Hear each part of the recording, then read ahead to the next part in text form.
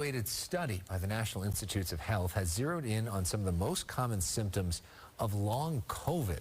The research, part of the NIH's billion-dollar Recover program, looked at data from nearly 10,000 adults and laid out a dozen common symptoms, including brain fog, heart palpitations, and upset stomach. With more on this NIH study and other medical news of the week, we are joined by our resident medical expert, board-certified ER doctor, Michael Daignault. Thank you so much for being here. Thank you. How does one know if, in fact, they have long COVID?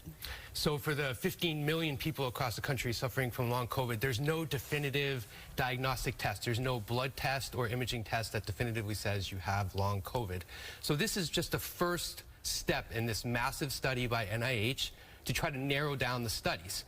The two big take-homes for people to know about this study. One is that the majority of people suffering from long COVID, they were infected prior to the Omicron variants, and most were unvaccinated. So what we can infer from that is as the virus has evolved to Omicron, we're less likely to see people develop long COVID from an infection. And more reason maybe to get vaccinated if you aren't vaccinated. Is there any sort of pill for this? Is there any sort of treatment for this? I mean, because when we look at some of the symptoms, and we can put some of these up on the screen, I mean, these are things that are associated with this, but could be associated with a lot of different things. Yeah, the symptoms, as you mentioned, are very nonspecific. And, you know, looking at the list of symptoms, these are like the symptoms people come to the ER for every day. Yeah. And so it's very difficult to determine who actually has long COVID.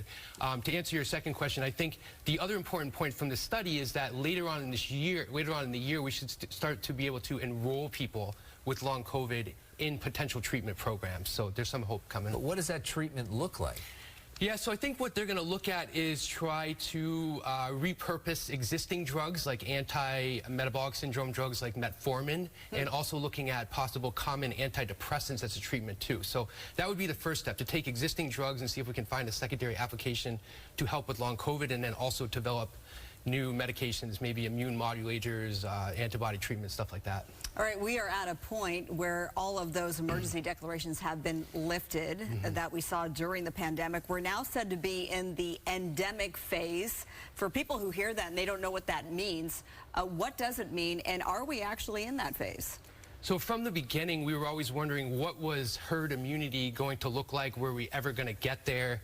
And so we went from a pandemic to local epidemics and now endemic. And endemic essentially means that COVID is not going anywhere. It's still circulating at low levels around the community. I actually had a patient in the ER last night with COVID. So it still does happen, but it's not at the level where it's causing overwhelming emergency rooms, overwhelming hospitals. And so there was an NIH study in November that came out that 99% of Americans have antibodies to the anti-spike part of COVID. So that tells you there's a lot of herd immunity out there. So I think we can safely assume at this point, we can safely make the prediction that 2023, this year, 2020, is going to be the year that COVID finally goes endemic. Yeah, although a lot of people thought it already has been endemic. We want to share some video now on the topic of fentanyl and talk about this, because now we have gotten to the point where despite $1 billion in spending, awareness campaigns, and even the recent deployment of the National Guard to target traffickers, fatal overdoses in California, driven largely by fentanyl,